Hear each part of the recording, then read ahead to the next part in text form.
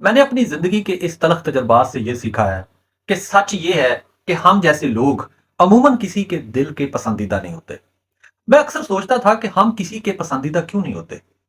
اب جا کے پتا چلا کہ ہم کسی کے پسندیدہ کیوں نہیں ہیں۔ جی ہاں، ہم اپنی فطرت کے ساتھ جیتے ہیں۔ وہ شخص کوئی بھی ہو، مرد ہو یا عورت، جو شخص اپنی فطرت کے ساتھ جینے کا عہد کر لے، جو شخص بغیر بناوٹ اور دکھاوے کے اپنی زندگی کو گزارنے کا عہد کر لے، وہاں پر وہ شخص دنیا میں فٹ نہیں ہوتا۔ جی ہاں، اگر آپ فطرت کے ساتھ رہنے کے عادی ہیں، اگر آپ بنا بناوٹ اور بنا کسی دکھاوے کے رہنے کے عادی ہیں، تو یقین مانیں آپ دنیا میں فٹ نہیں ہوتے۔ دنیا میں وہ شخص زیادہ فٹ ہوتا ہے جو زیادہ جھوٹ بولے، جو زیادہ اپنے آپ کو بڑا دکھائے، جو بڑی بڑی باتیں کرے، اور جو اپنے آپ کو، بے شک اس کے پاس وہ کچھ بھی نہیں، لیکن وہ اپنے آپ کو بہت ہی بڑا مالدار بھی بنائے۔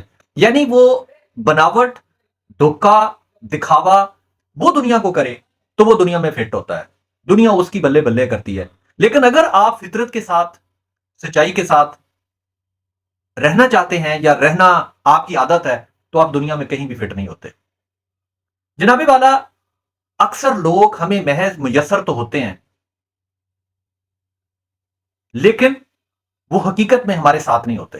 جس دن ہمیں یہ سمجھ آ جائے کہ جن لوگوں کے ساتھ ہم چلتے تھے، جن لوگوں کے ساتھ ہم چلتے ہیں، جن کے رہتے ہیں، جن کے گن گاتے ہیں، وہی لوگ ہمیں جس دن ہمارے ساتھ چلنے کا حق ہوگا اس دن نہیں چلیں گے، تو آپ کو سمجھ آئے گا کہ یہ دنیا کیا ہے۔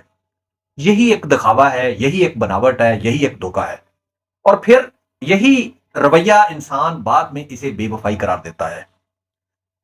یاد رکھیں، آپ کے ساتھ جو بھی شخص جڑا ہوا ہے، اگر وہ خالص ہے، فطرت کے ساتھ چل رہا ہے، اسے چلنے دیں، اس کی قدر کریں، نہ کہ دھوکے اور بناوٹ یا دکھاوے سے چلنے والے شخص کی آپ قدر کریں، ورنہ آپ حقیقی لوگوں سے زیادہ دور نکل جائیں گے اور تنہا ہو جائیں گے۔